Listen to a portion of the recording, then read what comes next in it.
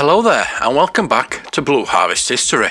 Today we're going to have a walk around and I'm going to be telling you a bit about the history of Wakefield. Wakefield is a cathedral city in West Yorkshire, England, located on the River Calder.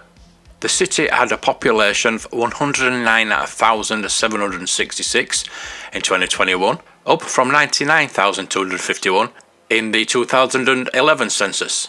The city is the administrative centre of the wider city of Wakefield Metropolitan District, the 23rd most populous district in England. It is part of the West Yorkshire built-up area and the Yorkshire and Humber region.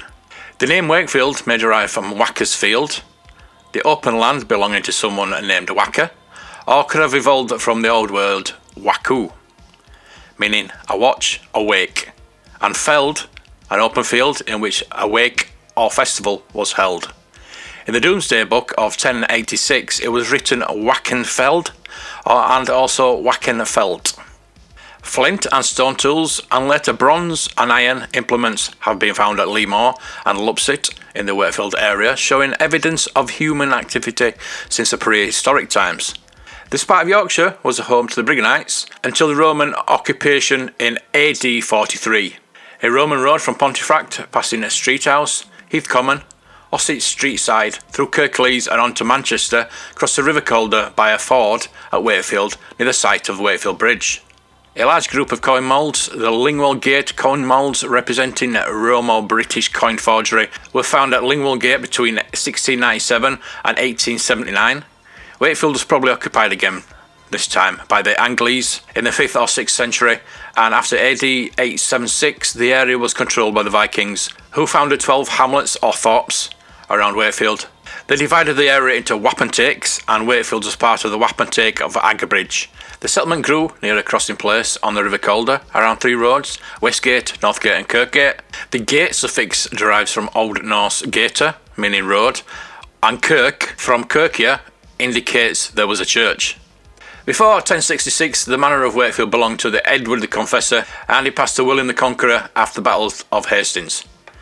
After the conquest, Wakefield was a victim of harrying of the north in 1069, when William the Conqueror took revenge on the local population for resistance to Norman rule.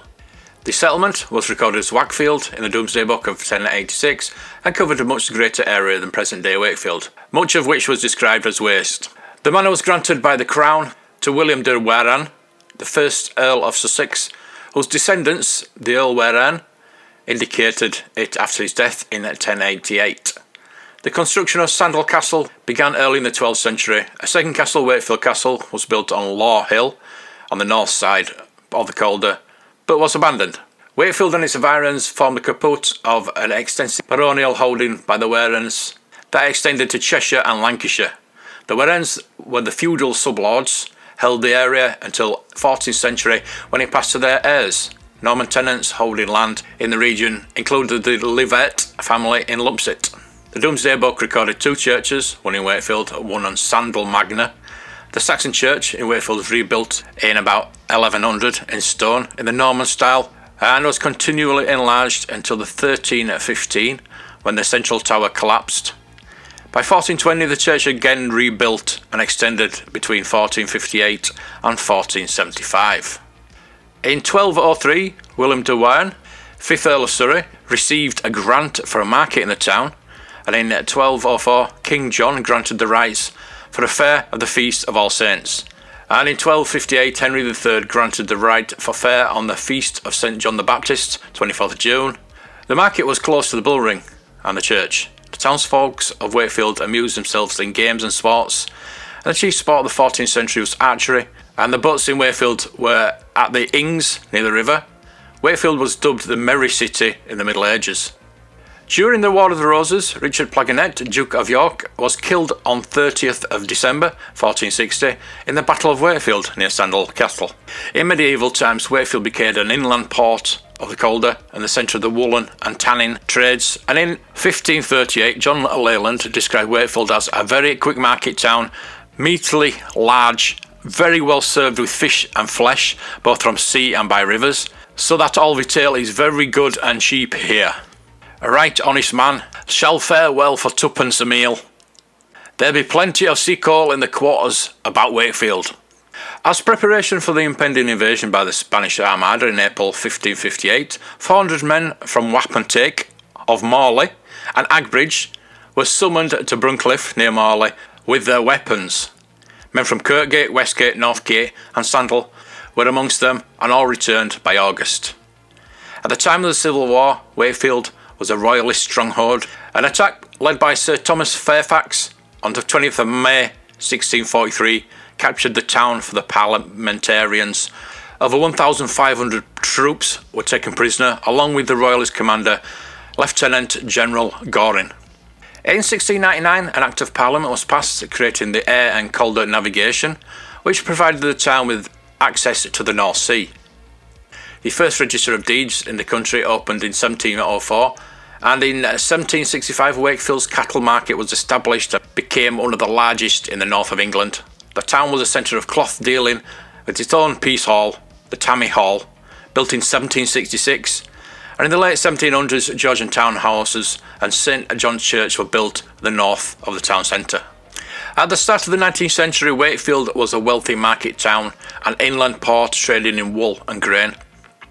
The Aire and Calder and the Calder and Hebble navigations and the Barnsley Canal were instrumental in the development of Wakefield as an important market for grain, and more was sold here than any other market in the north. Large warehouses were built on the riverbanks to store grain from Norfolk, Cambridgeshire and Lincolnshire to supply the vast growing population of the West Riding of Yorkshire.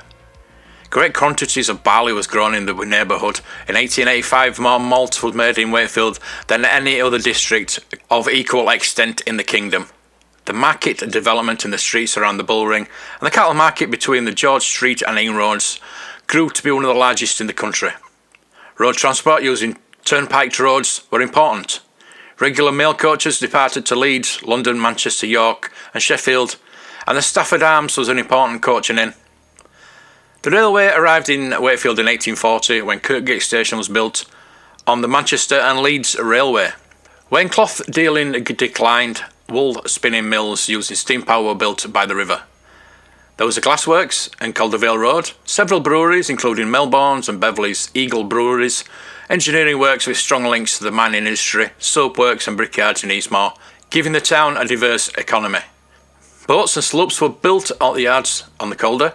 On the outskirts of the town, the coal was being dug since the 15th century, and 300 men were employed in the town's coal pits in 1831. During the 19th century, more mines were sunk, so there were 46 small mines in Wakefield and the surrounding areas by 1869.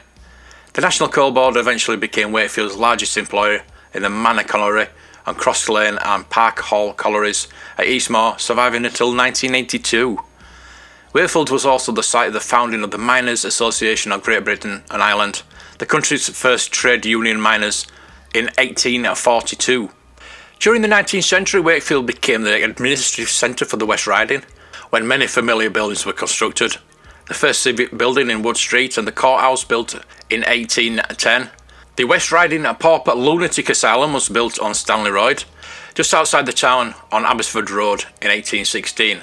During the 19th century, the Wakefield Asylum played a central role in the development of British psychiatry, with Henry Maudsley and James Creighton and Brown amongst its medical staff. Most of it is now demolished. The Old House of Correction of 1595 was rebuilt as Wakefield Prison in 1847. Wakefield Union Workhouse was built on Park Lodge Lane, Eastmoor, in 1853, and the Clayton Hospital was built in 1854 after a donation by Alderman Thomas Clayton. The Mechanics Institute, containing an assembly room, public library, newsroom, supported by subscriptions, were built in Wood Street in 1820 to 1821 in the classic style with iconic details. Wakefield Literary Society ran there from 1827 until the 20th century, and its Geological Society left artefacts to Wakefield Museum. Up until 1837, Wakefield relied on wells and springs for its water supply. Water from the River Calder was polluted, and various water supply schemes were unsuccessful until reservoirs in the Riston Moors and the Service Reservoir at Ardsley were built, providing clean water in 1888.